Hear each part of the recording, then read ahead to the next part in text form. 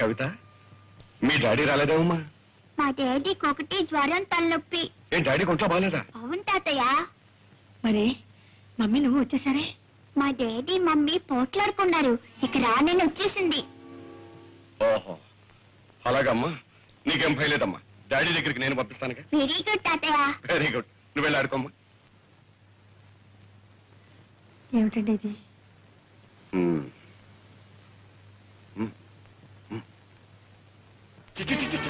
ఎందుకే ఏడు నీకు వచ్చినాయి, చెక్కు వచ్చినాయి. ఇంకా చిక్కు లేకుండా నిలబడామే. ఇంకొక క్షణం నా ఇంట్లో ఉంటారు పిల్లలు. ఏమండి తాగొచ్చి తన్నా ఆడుతున్నారా? నా ఇష్టంలో తాగుతాను, తనని ఆడతాను. నువ్వెవరు ఆడటానికి? దాని బట్టి మాటతో ఫెయిల్ అయిపోతున్నావు. ఏం మాట్లాడుతున్నారు మీకు తెలుస్తుందా?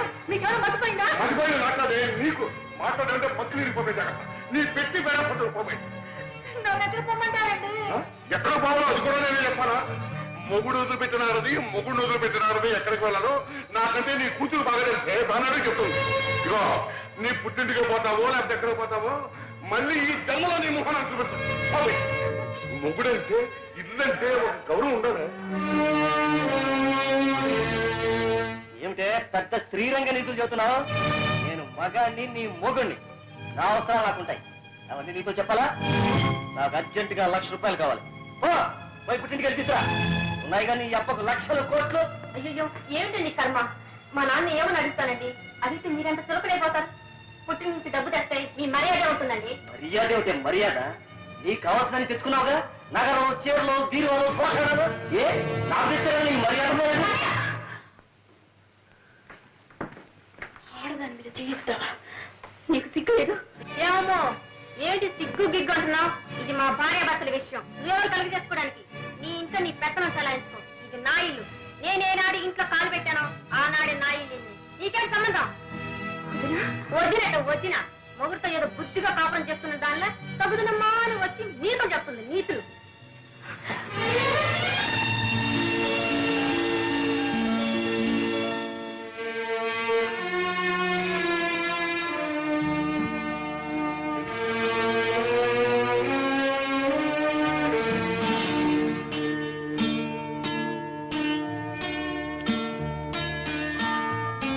శ్రీమతి దుర్గా ప్రసాద్.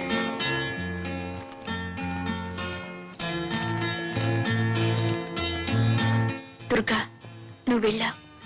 ఈ ఇల్లు, నా కళ్ళు, నా మనసు అంతా ఖాళీ అయిపోయింది. నా ఆరోగ్యం బాగోలేదు. తొందరగా రా. వీలైతే త్వరలో కొంత డబ్బు పంపిస్తాను. నీ ప్రసాద్. మీకింత సుస్థి చేస్తే నాకు ఒక్క ఉత్తరమైన రాశారా? అంత మాత్రం బాధ్యత లేదా? రాశాను దుర్గా, నీ ఉత్తరం రాశాను. ఎందుకండి అబద్ధాలు చెప్తారు? మీ మనీ ఆర్డర్ అందినప్పుడు మీ ఉత్తరం అందదా?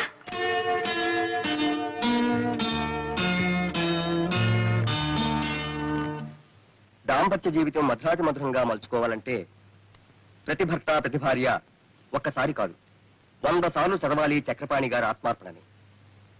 భగవద్గీత ఎన్నిసార్లు చదివినా ప్రతిసారి అంతో ఇంతో కొత్త అర్థం గోచరిస్తుంది, కొత్త ఆనందం కలిగిస్తుంది.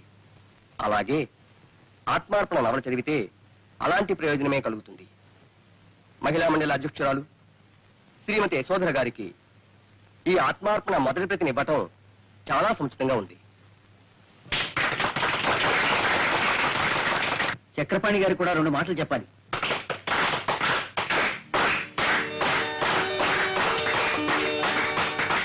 మిత్రులందరికీ నమస్కారం. ఒక రచయితని గాని, కళాకారుణ్ణి గాని తను చేసిన ప్రయోగాల గురించి తననే మాట్లాడమనడం అంత న్యాయం కాదు. ఎందుకంటే అతనేదైనా చెప్పదలుచుకుంటే అతని రచనలే చెబుతాయి కాబట్టి. మరేదైనా కొత్త సమస్య తలెత్తితే మరో కొత్త రచన పుట్టుకొస్తుంది, అంతే. సెలవు. దుర్గా, నిజమేనా? చక్రపాణి మీ ఆయన? మీరిద్దరు తోడు దొంగ సుమ్మా. సొంతలు కూడా చెప్పకుండా ఏమ్మా దుర్గా, నాతో కూడా చెప్పలేదు, అంత దాచుకున్నావు? ఉన్నాడయ్యా. ఇంత గొప్ప రచయిత భర్త కావటం ఎంత అదృష్టమో తెలుసా? అరే, ఆయన పుస్తకాలు 3 సార్లు చదివాను. చక్రపాణి మా బావగారని తెలిస్తే ఒక్కొక్కటి 6 సార్లు చదివి ఉండేవాడమ్మా. ఆనాడు కింద భూమి పైన ఆకాశం తప్ప ఏమీ లేని దరిద్రుడు అన్నావుగా. ఇప్పుడు సంతోషంగా చాలా సంతోషంగా ఉందండి.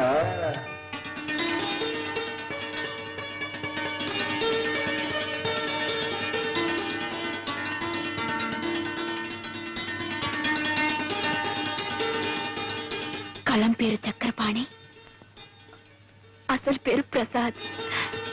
కలం పేరు చక్రపాణి వాడొక బచ్చం పుట్టి 2 ఏళ్ళయింది. పంది పిల్లల్ని ఏం చూడు, ఒక మందర. కోడి పిల్లల్ని పొదుగుతుంది ఒక 20-21. అట్లా కనిపించిన 10 పత్రికలను రాసి పారేస్తాడు ఏదో చెప్పం.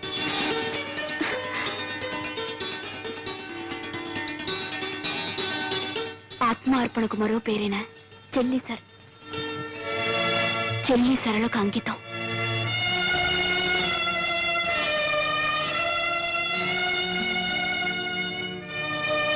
ఈ నవలకు జవం జీవం నా అర్థానికి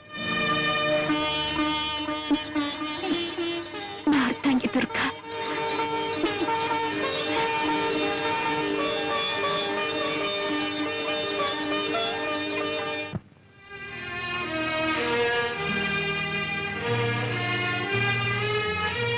సరళ, వదినా వచ్చావా?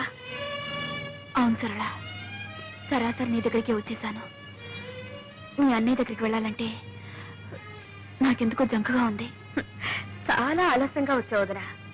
అన్నయ్య నీకు శాశ్వతంగా దూరం అయ్యే వరకు నువ్వు పట్టించుకోనే లేదు. సరళ, ఏమైంది సరళ? ఏమైంది? కంగారు పడకు. నాకంతా అయోమయంగా ఉంది సరళ. ప్లీజ్, ఏమైంది? నువ్వు వెళ్ళిపోయిన తర్వాత అన్నయ్య ఎంత కష్టంలో ఇరుక్కున్నాడో తెలుసా? సేఠ్ ఎందుకు ఈ గొడవ? గొడవ? అరే హంపి అప్పు వసూలు చేయడానికి రావడం గొడవ. మీరు కోర్టుకి రాకుండా మనిషి పత్తా లేకుండా పోతే అది గొడవ కాదు. సామాను జప్తు చేయడానికి వస్తే అంతా అమ్మ గారిది అయ్యా గారిది కాదు అని మీ వాడు మీదికి దూకితే అది గొడవ కాదు. అది కాదు సేఠ్, వాడు చెప్పిందంతా నిజం.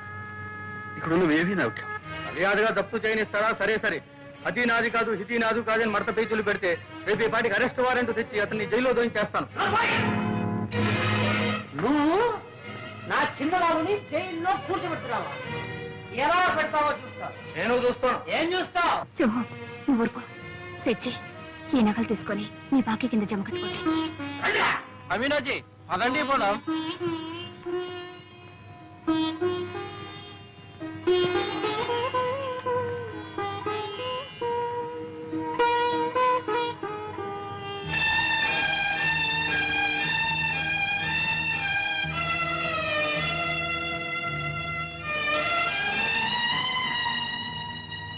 సరళ,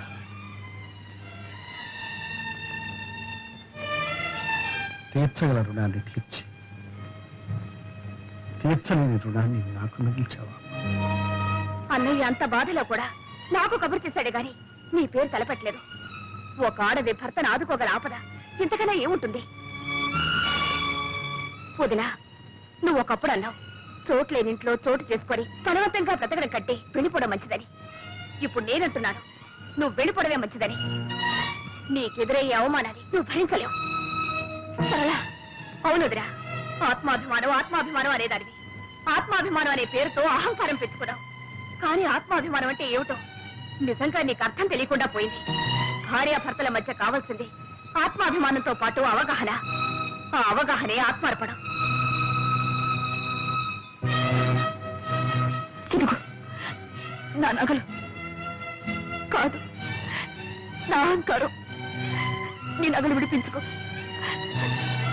నేను నా స్థానం పోగొట్టుకునుంటే దాన్ని తిరిగి సంపాదించుకోగలను.